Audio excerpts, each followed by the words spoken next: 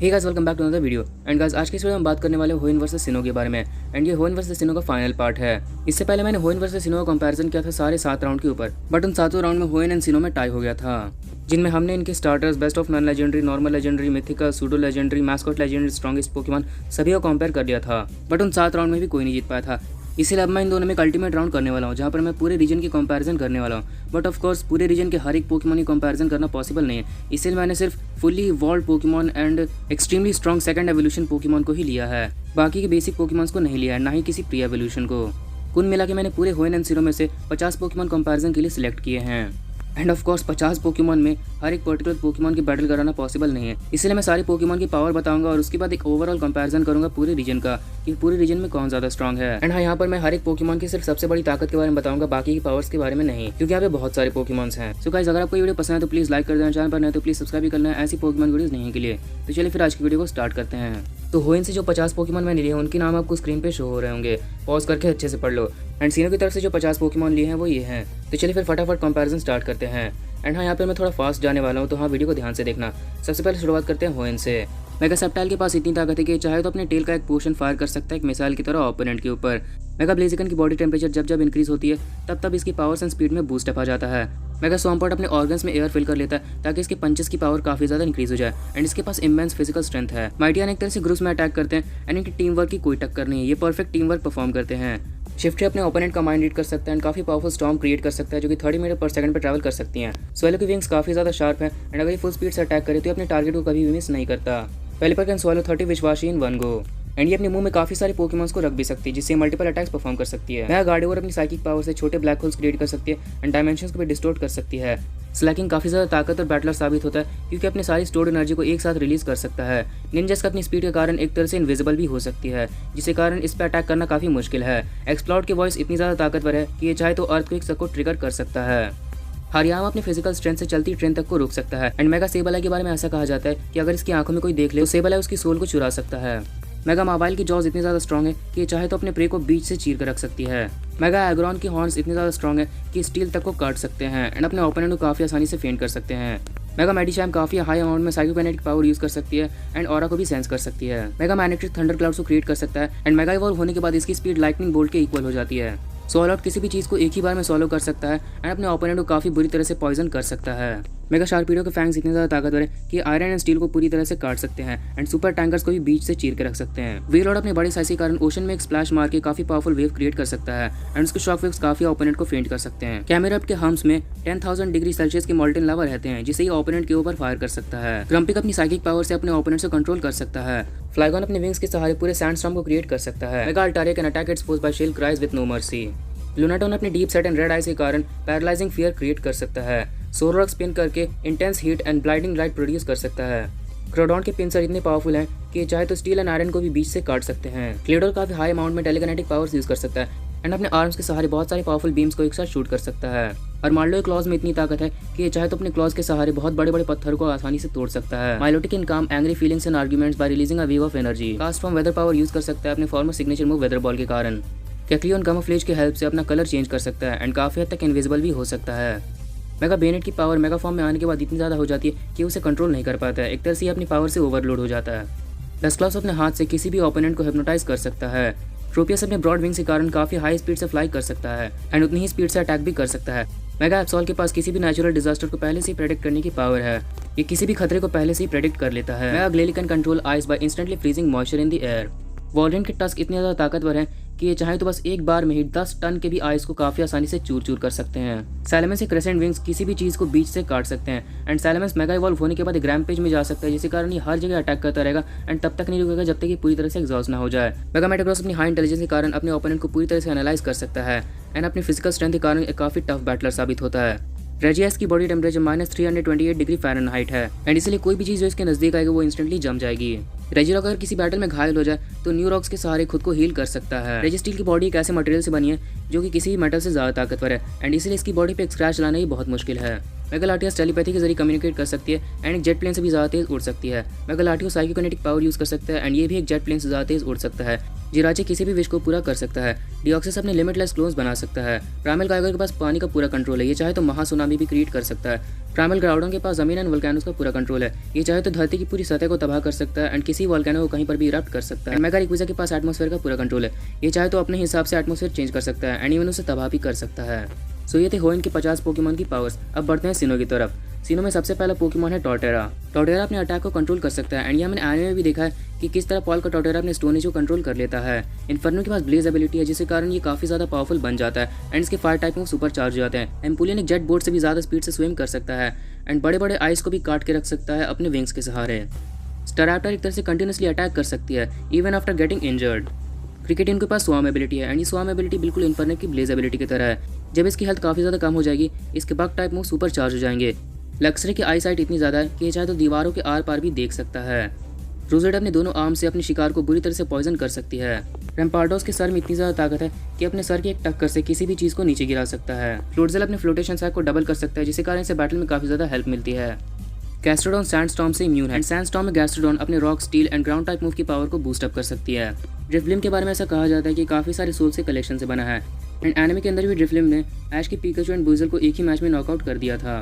मैकलो अपने ईयर्स से अटैक कर सकती है and rapid fire kicks fire कर सकती है एंड ये किक्स इवन बड़े बड़े पत्थरों को भी काफी आसानी से तोड़ सकते हैं। हंक्रो अपनी एक आवाज में ही पूरे मर्करो के ग्रुप को गैदर कर सकता है। ब्राउनजंगर अपने साइकिक पावर से अपने ओपोनेंट्स को हिप्नोटाइज कर सकता है। स्पिरिटूम के बारे में ऐसा कहा जाता है कि 108 स्पिरिट के कॉम्बिनेशन से बना है। इसी बात से तुम अंदाजा लगा सकते हो कि इसकी घोस्ट लाइक पावर्स कितनी ज्यादा होगी। मैगार्जॉम के ब्लेड जैसे आर्म्स इतने ज्यादा शार्प हैं कि चाहे तो पूरी जमीन को टुकड़ों में बांट सकते हैं। मेगालुकारी ऑरा को सेंस कर सकता है एंड उसे ऑफेंसिव मैनर में भी यूज कर सकता है in the form of spheres and aura को सेंस करने के कारण ये अपने ओपोनेंट के मूवमेंट को ट्रैक भी कर सकता है। हिपोडॉन की जॉज में इतनी ज्यादा ताकत है कि चाहे तो कार्स को भी काफी आसानी से क्रश कर सकता है। ड्रैपियन अपने ओपोनेंट को बुरी तरह से पॉइजन कर सकता है एंड ड्रैपियन के पास भी कार क्रशिंग स्ट्रेंथ है। टॉक्सिक रॉक के पॉइजन इतने ज्यादा डेंजरस होते हैं कि इसके एक स्क्रैच से ही ओपोनेंट बुरी तरह से पॉइजन हो सकता है। मेगागोस में काफी तेज बर्फीला तूफान ला सकता है and a shake of its massive body can even bring whiteout conditions. फीवाइल पैक्स में अटैक करते हैं एंड इनका टीम वर्क इतना डेडली होता है कि मैमोसवाइन जैसे बड़े शिकार को भी काफी आसानी से गिरा सकते हैं। मैग्नाजोन अपनी स्टडी एबिलिटी के कारण कभी भी वन हिट नॉकआउट नहीं हो सकता है, चाहे तुम इस पे कितना ही पावरफुल मूव यूज कर दो। लिकी सारे वेदर कंडीशंस के इफेक्ट को नलिफाई कर सकती है अपनी क्लाउड नाइन एबिलिटी के कारण। ड्राइफ्यूरी can load up to 3 projectiles per arm in the holes of its hands. Electivire अपने मोटर ड्राइव एबिलिटी के कारण अपनी स्पीड को बूस्ट कर सकता है एंड इस एबिलिटी के कारण वो किसी भी इलेक्ट्रिकल अटैक से इम्यून है, बस उन अटैक को छोड़ के जो कि काफी ज्यादा पावरफुल है, जैसे कि 10 मिलियन वोल्ट थंडरबोल्ट। मैगमोटर की बॉडी टेम्परेचर 3600 डिग्री फ़ारेनहाइट है, जिसके कारण कोई भी चीज अगर इसे छू दे तो उसे बर्न डैमेज हो सकता है। लीफियन सनशाइन में अपनी स्पीड को बूस्ट कर सकती है एंड सारे स्टेटस कंडीशन को नलिफाई कर सकती है। ग्लेशियन हेल स्टॉर्म में अपनी एचपी रिगेन कर सकती है एंड अपनी इवेजन को बूस्ट कर सकती है। क्लाइसगॉर सैंड स्टॉर्म में अपनी इवेजन को बूस्ट कर सकता है एंड अगर ये पॉइजन हो जाए तो पॉइजन हिल एबिलिटी के कारण ये अपनी एचपी रिस्टोर कर सकता है। मैमोसवाइन अपने स्पेशल एबिलिटी के कारण अपने ऊपर होने वाले fire and ice type attack के डैमेज को 50% से रिड्यूस कर सकता है। गलेड एक इतना टफ बैटलर है कि अपने ओपोनेंट के मूव्स को काफी आसानी से प्रेडिक्ट कर सकता है। डस्टनॉर्क में एक ही टच से किसी की भी सोल को बॉडी से बाहर निकाल सकता है। मिस मैगियस अपने ओपोनेंट्स को गहरी नींद में सुला सकती है और एक भयानक ड्रीम वर्ल्ड में भेज सकती है। फ्रॉस्टलाइस अपनी कर्स बॉडी एबिलिटी के कारण किसी भी मूव को डिसेबल कर सकती है जो उस पर यूज हुआ है। रोटम की सबसे बड़ी ताकत है उसके फॉर्म्स, अपने अलग अलग फॉर्म से अपना टाइप चेंज कर लेता है और एक एक्सट्रीमली टफ बैटलर साबित हो सकता है। फियोने बारिश के टाइम किसी भी स्टेटस कंडीशन को नलिफाई कर सकती है। Manaphy have special power that allow it to bond with any Pokemon.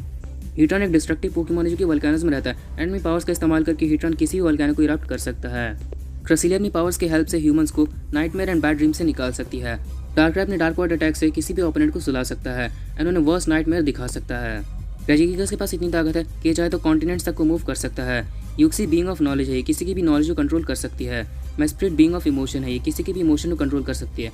And एजल बीइंग ऑफ विल पावर है, ये किसी की भी विल पावर को कंट्रोल कर सकती है। शेमिन अपने सिग्नेचर मूव सीड फ्लेयर की हेल्प से गिरेटिना के रिवर्स वर्ल्ड का पोर्टल तक खोल सकती है एंड ये ह्यूमंस के साथ कम्युनिकेट भी कर सकती है टेलीपैथी के सहारे।